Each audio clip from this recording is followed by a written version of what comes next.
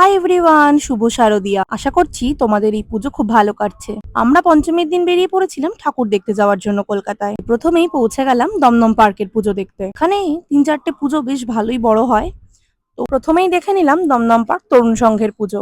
এইসব মেম্বারদেরকে নিয়ে ভিড় ঠেলে পুজো দেখতে একটু প্রবলেম হলেও মা তো মাত্র ৪ দিনের জন্যই আসেন, একটু কষ্ট নয় হলো। প্রতিমা দর্শন করে সেখান থেকে বেরিয়ে সোজা চলে গেলাম দমদমের অন্য একটি ভারত চক্রের প্যান্ডেলের দিকে। ভিআইপি পাস থাকায় একটু সুবিধাই হয়েছিল পুজোগুলো দেখতে।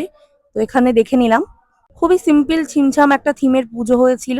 অতিরিক্ত ভিড় থাকায় দমদমের অন্য প্যান্ডেলগুলো আর ভিডিও না করতে পেরে সোজা চলে আসলাম জগৎ মুখার্জি পার্ক। এখানে প্যান্ডেলের থিম ছিল এআই। এত ভিড় ছিল যে সেখান থেকে বেরিয়ে গাড়ি করে সোজা চলে আসলাম পার্ক সার্কাস ময়দানে। এখানে প্যান্ডেলটা যত বড় ততই ফাঁকা, আর মা দুর্গাকে দেখতে অসাধারণ লাগছিল, অসাধারণ।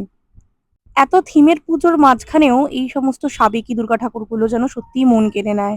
এরপরে একে একে চলে গেলাম একডালিয়া। মোটামুটি ভিড় ছিল, খুব একটা অসুবিধা হয়নি সেখানে। ঠিক তার উল্টো দিকের লেনেই আছে সিংহি পার্ক। যেহেতু রাত্রিবেলায় গিয়েছিলাম তো খুব একটা ভিড়ের সম্মুখীন হতে হয়নি। মাঝরাত্রের দিকে প্রায় লোকজন কমেই গিয়েছিল বলতে গেলে। এরপর চলে গেলাম ত্রিধারা সম্মেলনীতে। এই প্যান্ডেলটা ফেমাস হয়েছে কারণ এখানে ভোলে বাবার নাচ নাকি দেখানো হচ্ছে, যেটা আমরা দেখতে পাইনি। আর সত্যি কথা বলতে ভিড়টা অস্বাভাবিক ছিল। এই ভিড় পার করে কোনো রকম ভাবে ঠাকুরটা দেখে বেরিয়ে পড়লাম। তবে সত্যি কথা বলতে প্যান্ডেলের কনসেপ্ট খুব ভালো ছিল। সেখান থেকে বেরিয়ে শুধু চলে গেলাম দেশপ্রিয় পার্ক। তখন প্রায় ভোর হয়েই গেছে। প্রতিমা দর্শনের ভিডিও করতে পারিনি, তাই ফটো দিয়ে দিলাম। আর আমার বোনেরা প্রথমবার কলকাতায় ঠাকুর দেখতে এসে ওরা তো ভীষণ মজা পেয়েছে। এত খুশি ওদেরকে দেখে আমারও ভালো লাগছিল। এরপর চলে আসলাম মুদিয়ালিতে। ছোট প্যান্ডেল হওয়া সত্ত্বেও কি সুন্দর থিমের এখানে পুজো হয়েছিল। একদম সাবেকি দুর্গা, ডাকের সাজের ঠাকুর। আজকাল মানুষজন থিমের পিছনে দৌড়ালেও এই সমস্ত সাবেকি দুর্গা ঠাকুরগুলোই যেন সব থেকে বেশি মন কেড়ে নেয়। স্নিগ্ধ মুখ দেখে বেরিয়ে পড়লাম শিব মন্দিরের উদ্দেশ্যে। ততক্ষণে ভোর হয়ে গেছে, সকালের আলোও ফুটে গেছে। এই প্যান্ডেলের কনসেপ্ট ছিল বিশ্বহরি। মনসা মঙ্গলের কাব্যগ্রন্থ নিয়ে সমস্ত আর্ট এখানে করা হয়েছিল, তুলে ধরা হয়েছিল সমস্ত পুরাণ ইতিহাস। প্যান্ডেলের ভিতরটা যত দেখাবো তত কম। ভিডিওতে কোনোভাবেই জাস্টিফাই করা যাচ্ছে না। এই সমস্ত পুজোগুলো জাস্ট অসাধারণ হয়েছে। যারা যারা এখনো যাওনি প্লিজ গিয়ে কলকাতায় অবশ্যই ঠাকুরকে, অবশ্যই সেফটি আর ভিড় বাঁচিয়ে।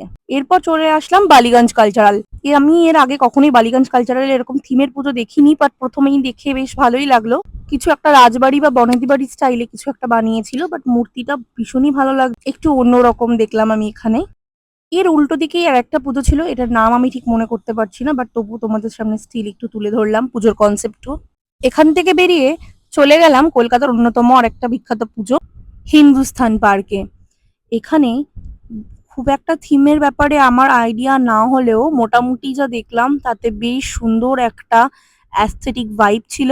ফটোজেনিকও ছিল, কিন্তু দাঁড়িয়ে ফটো নেওয়ার মতন আমার কোনো সুযোগ হয়নি এখানে। তাই আমি আমার বোনের ছবি তুলে দিয়ে ওখান থেকে সোজা বেরিয়ে চলে আসলাম শ্রীভূমি, যেটা প্রত্যেক বছরই হাইপে থাকে। সকালবেলায় প্রথম সূর্যের আলোয় মন্দিরটা জাস্ট অসাধারণ লাগছিল, অসাধারণ। এটাই হয়তো কলকাতার একমাত্র পুজো যেখানে মহালয়ার থেকেই ভিড় দেখা যায়।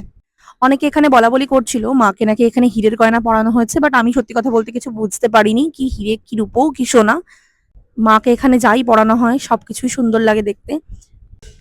এই তো পুজো দেখা শেষ। এটাই ছিল আজকে আমাদের লাস্ট প্যান্ডেল হপিং। পুজো পরিক্রমা শেষ করে বেরিয়ে পড়লাম বাড়ির পথে। আমার এই চ্যানেলে মোস্টলি আমি রান্নার ভিডিওই শেয়ার করে থাকি তোমাদের সাথে, তাই ভাবলাম আজকে একটু অন্যরকম কিছু তোমাদের সামনে তুলে ধরি। তোমাদের এই ভিডিওটা ভালো লাগলে অবশ্যই লাইক শেয়ার সাবস্ক্রাইব করো, কমেন্ট করতে ভুলো না।